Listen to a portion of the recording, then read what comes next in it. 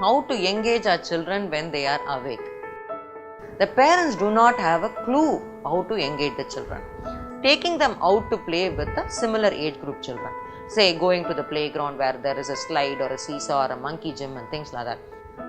There have to be times when we should not hesitate to be their peer group as well, and we must be able to come down to their level to involve in the seesaw play or a slide play.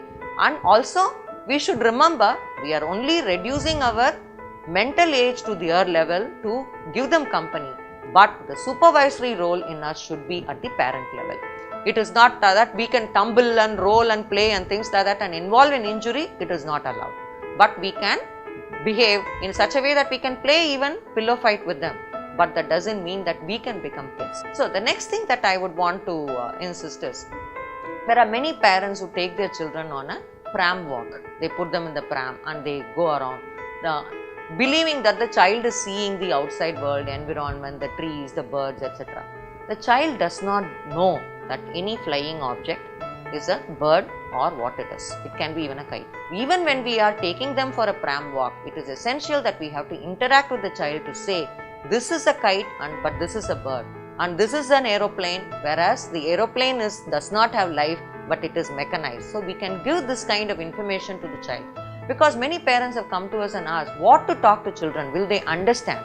Let us not wait for the child to understand and ask questions, because only if they are given input in the first 1 year and then the following years, they do not know how to imbibe information, and they do not know that parents know something which they can share, or they do not know that they are supposed to ask questions, and they do not know that when we open our mouth we can make meaningful noises.